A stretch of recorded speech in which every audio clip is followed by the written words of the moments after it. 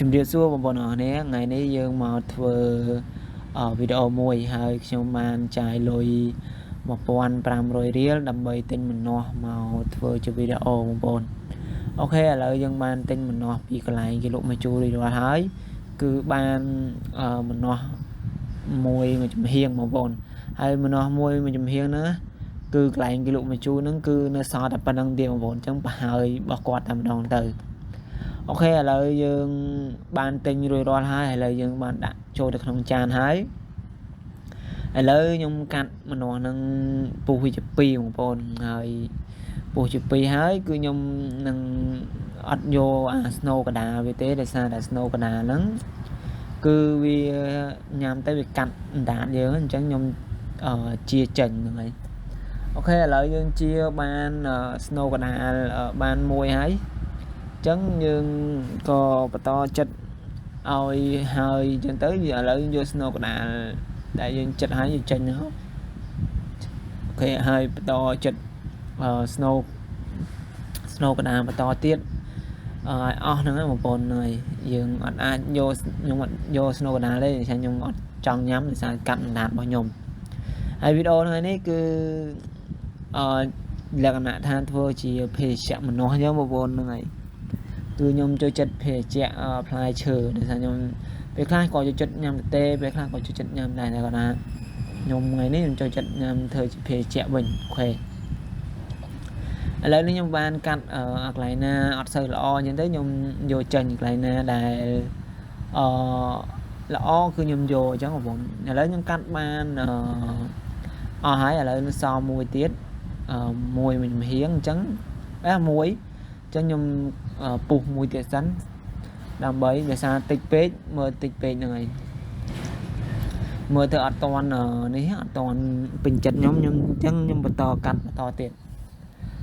អូខេឥឡូវយើងពុះមកចំហៀងទៀតមកយើងពុះបានហើយយើងពុះមកយើងកាត់ snow កដាលយើងជាយក snow កដាលហ្នឹងចេញអត់យកទេដោយសារកាត់ក្លុកទៅអាចនឹងកាត់មាត់កាន់ដានយ៉ាងណាអញ្ចឹងបងប្អូនហ្នឹងហើយចឹងយើងយកចេញណាដោយសារតែមួយទៀត snow កដាលវារឹងដែរបងប្អូនហ្នឹងហើយរឹងអញ្ចឹងខ្ញុំក៏អត់ជាប់ពេញចិត្តដែរអូខេឥឡូវយើងបានរួចរាល់អស់ហើយអីឡើយរួចរាល់នៅសំមួយទៀតបងប្អូនកំពុងកាត់មួយទៀតសិនហ្នឹងហើយកាត់មួយទៀតហើយទៅខ្ញុំក៏ចាប់ដើមបន្តកាត់អស់អញ្ចឹងទៅបងប្អូនឥឡូវនេះខ្ញុំបានកាត់ម្នាស់ហ្នឹងរួចរាល់អស់ហើយអញ្ចឹងអូខេផ្លេចមកនៅសល់មួយទៀតនេះខ្ញុំអត់បានបង្ហាញមិញឥឡូវយើងកាត់មួយទៀតហ្នឹងហើយមួយទៀតយកតែបន្តិចណាព្រោះខ្ញុំចំហៀងនោះមើលទៅវាអត់សូវល្អទេវាចំចូលមិញទេអូខេឥឡូវយើងកាត់មួយចំហៀងនឹងហើយអញ្ចឹងយើងធ្វើឲ្យអីឲ្យហើយអញ្ចឹងយើងចាប់ផ្ដើមបង្ហាញម្នាស់តិចទៅដែលយើងកាត់ហើយបងប្អូនតំណងខ្លាំងមែនតើបើយើងញ៉ាំលេងបានដែរមើលទៅថាយើងតំណងអញ្ចឹងបងប្អូនអូខេឥឡូវយើងបានកាត់រួចរាល់ហើយឥឡូវយើងចាប់ផ្ដើមយកកែវក្លុករបស់យើងហ្នឹងយកមកដាក់បែបនេះដើម្បីយកម្នាស់របស់យើងហ្នឹងចូលទៅក្នុងកែវក្លុករបស់យើងហ្នឹងហើយដើម្បីងាយស្រួលយើងយកទៅក្លុកចឹងបងប្អូនអូខេឥឡូវយើងយកលកព្រារបស់យើងមកដើម្បីយកម្នាស់របស់យើងហ្នឹងដាក់ចូលក្នុងកែវម្ដងមួយអញ្ចឹងបងប្អូនដើម្បីរហូតដល់អស់អញ្ចឹងដើម្បីក្លុកវាហ្នឹងហើយវីដេអូនេះរៀងស៊ីម៉ោងទេបងប្អូនឡើងឈោកហ្នឹងហើយអូខេតែមិនអីទេគឺយើងត្រូវជោគមួយដោយសារតែកែវយើងតូចអញ្ចឹងបងប្អូនហ្នឹងហើយអូខេឥឡូវយើងជោគចិត្តអស់ហើយយើងសល់12ទេ2ចំណិតទេហើយយើងព្យាយាមបន្តជោគឲ្យអស់មកឥឡូវយើងបានជោគហើយអស់ហើយអញ្ចឹងយើងយកចានយើងទុកមួយឡែកសិនមកទុកមកកន្លែងសិនមកយើងចាប់ផ្ដើមយកកែវថ្មរបស់យើងតូចមួយហ្នឹងដើម្បីដាក់ទឹកម្ដងខ្ញុំចង់ដាក់ទឹកចូលក្នុងកែវថ្មមួយហ្នឹងអូខេឥឡូវយើងដាក់ទឹកមួយកែវខ្ញុំចាក់ទឹកមួយកែវចូលក្នុងកែវថ្មហ្នឹងហើយបានយើងយកទឹកហ្នឹងចាក់ទៅចូលក្នុងកែវក្លុកដោយសារតែយើងក្លុកទៅទេអត់កើតទេដោយសារវាខាប់បងប្អូន ហើយម៉ាស៊ីនរបស់យើងក៏រត់អត់កើតដែរតែវារៀងខាប់ពេកម៉ាស៊ីនរបស់យើងរត់ធ្ងន់អញ្ចឹងខ្ញុំត្រូវការយករៀងរាវហ្នឹងហើយខ្ញុំដាក់ទឹក2កែវ2កែវហ្នឹងគឺមកល្មមមកបងប្អូនដោយសារតែខ្ញុំដាក់យកដាក់ទឹកតិចពេកវាខាប់អញ្ចឹងបងប្អូនវាញ៉ាំអត់ឆ្ងាញ់ទេអញ្ចឹងខ្ញុំយករៀងរាវអញ្ចឹងទៅដល់ពេលយើងក្លុកទៅគឺវាចេញមកស្អាតទឹកវាហ្នឹងហើយចេញទឹកពណ៌ស្អាតហើយញ៉ាំទៅក៏ឆ្ងាញ់ដែរឡំចឹងអូខេឥឡូវយើងយកកម៉ូត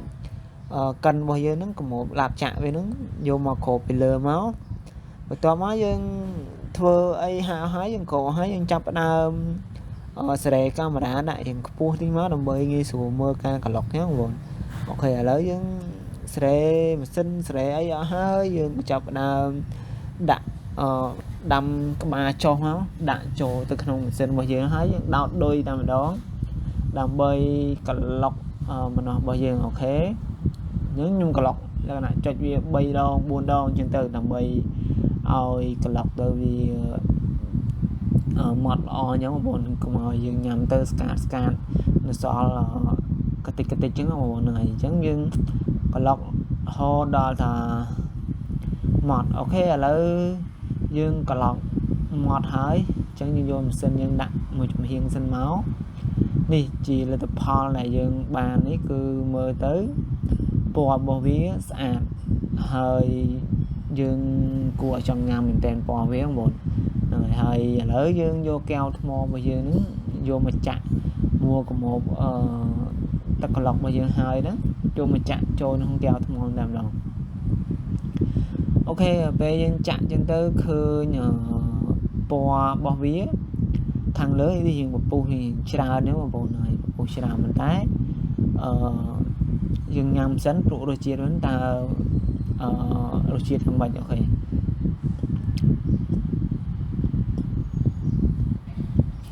ូខេបងប្អូនគឺរសជាតិរៀងផ្អែមឡំអត់ទៅខ្លាំងទេហើយញ៉ាំទៅ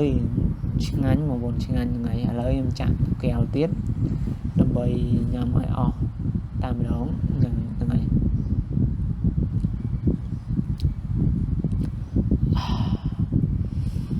ឆ្ងាញ់មែនតើបងប្អូនគឺអត់ផ្អែមវាថាតិចចឹងបងប្អូនហ្នឹងហើយអញ្ចឹងទៅគឺធ្វើឲ្យយើងញ៉ាំជក់មាត់មែនតើមួយកែវហើយមួយកែវទៀតណារហូតដល់អស់អញ្ចឹងបងប្អូនអូខេបន្ទាប់ពីយើងញ៉ាំទឹកក្លុកម្នាស់ហ្នឹងរួចរាល់អស់ហើយខ្ញុំគិតថាគឺទឹកផ្លែឈើមួយហ្នឹងគឺល្អខ្លាំងមែនតើអូខេវីដេអូរបស់យើងគឺដល់ទីបញ្ចប់ហើយបងប្អូនហើយបងប្អូនកុំភ្លេចជួយចុច Subscribe និងជួយដាក់រូបកណ្ដឹងដើម្បីទទួលបានវីដេអូថ្មីជាច្រើនទៀតពី Channel របស់ខ្ញុំបានសូមអរគុណបាយបាយ